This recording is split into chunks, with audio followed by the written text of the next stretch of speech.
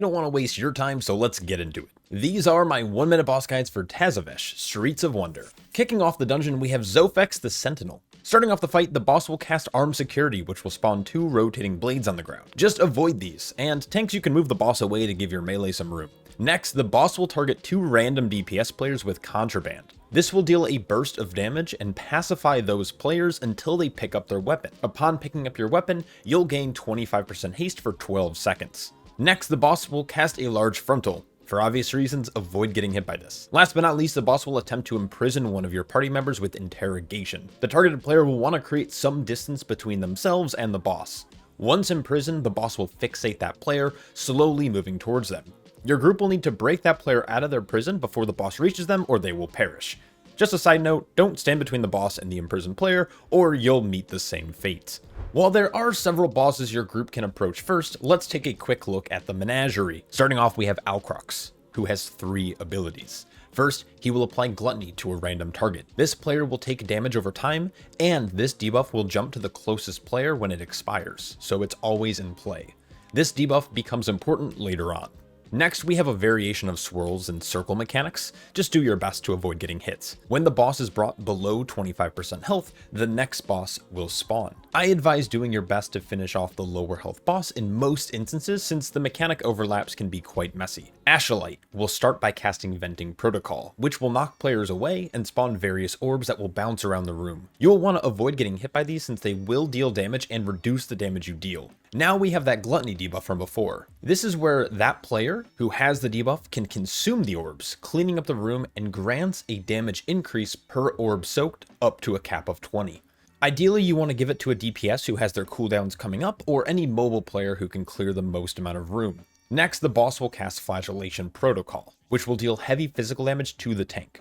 Tanks, just make sure you're using it offensive. Last but not least, the boss will debuff 2 players, which will require players to spread out and be dispelled. Just make sure no one else is inside your circle. Now, when this boss hits a 20% health threshold, the last boss will spawn. I just want to note that when the second boss is defeated, his corpse will continuously spawn orbs for players to dodge and eat with the Gluttony debuff. The final boss, Venza Goldfuse, has just 2 mechanics.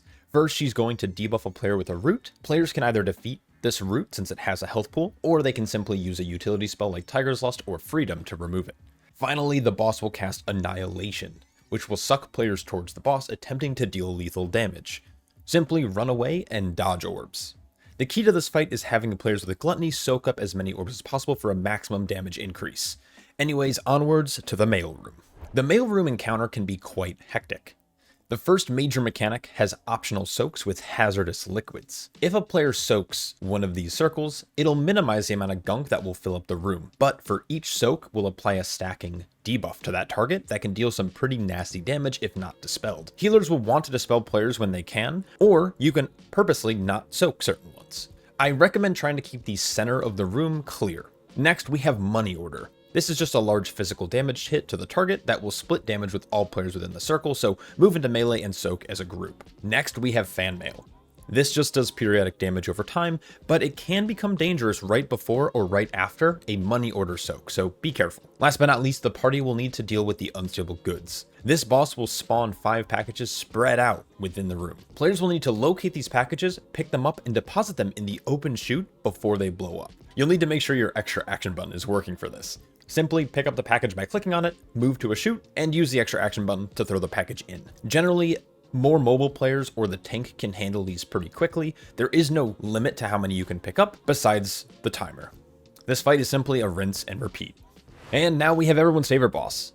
You'll begin the encounter by picking up an instrument. Everyone will need to pick up one to start the encounter. This fight contains 2 waves of ads and then a boss fight at the end. The main idea for this fight is that you can gain a sizable damage increase by playing the little musical minigame and then use that damage to quickly clean up the trash and the boss. For each note you hit with your extra action button, it'll give you a stacking haste buff. Once you achieve 10 stacks, it's going to convert into a massive damage gain.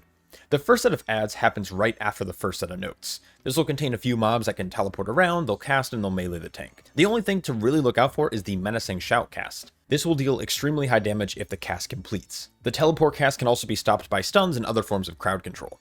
Once you've done 2 sets of ads, it's time for the boss. This boss doesn't really have anything crazy going on, he'll just occasionally cast a frontal called Crowd Control. Obviously avoid this or you'll get tossed. Also, make sure you're saving a kick for whenever the boss casts his Menacing Shout ability. One of his 2 main mechanics though will have the boss sucking players towards him with Suppression Spark, and spawning notes shortly after that players can use to extend their damage buff. Make sure you aren't near the boss when he finishes the cast, and make sure you reset your damage buff. This is imperative for the next part of the encounter. This new ability that the boss is going to be casting is called Final Warning. This will have the boss gaining a massive shield that needs to be broken before the cast finishes. If not, it'll deal high, or if not lethal, group damage, resulting in a wipe. If all your DPS players can extend their buff, there shouldn't really be an issue. If players are low on damage, getting through the shield can be near impossible. This phase seems to happen at 70 and 40% health thresholds.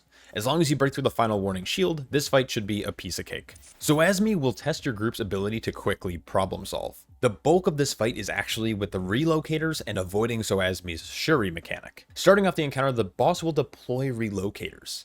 These will have matching shapes above them, and there's going to be 6 total, 3 pairings. When you walk through one of these relocators, you'll be teleported to this corresponding teleporter. Zoasmi throughout the fight will spawn these things called Shuris, which is essentially a growing ring, which will apply a nasty damage over time effect to any player hit. You'll use these relocators to avoid getting hit by this ring. Some classes can utilize immunities or teleports like warlocks and monks to avoid this as well. As the fight progresses, the boss will then cast Divide, which will create a barrier in the room, segmenting it off. This will increase the potential porters you may have to take to dodge Shuri. As for the rest of the fight, Phase Slash will apply a nasty damage over time effect to a few targets. Healers will want to keep people healthy, and targeted players should use a defensive. Occasionally, the boss will also teleport to a different segment or sector of the room and begin casting Double Technique. This is a lethal cast if it finishes. Players will need to quickly use the relocators to find their way to the boss's sector and interrupt this cast. Now, this cast does need to be interrupted twice to be stopped, so at least 2 players need to find their way to the boss before the cast finishes. Keep chasing the boss and eventually your group will land the killing blow. And that just about covers it. This is one of my personal favorite dungeons of all time, so I hope you enjoy your time in Tazavesh. Best of luck, and I'll catch you all in the next one. Peace.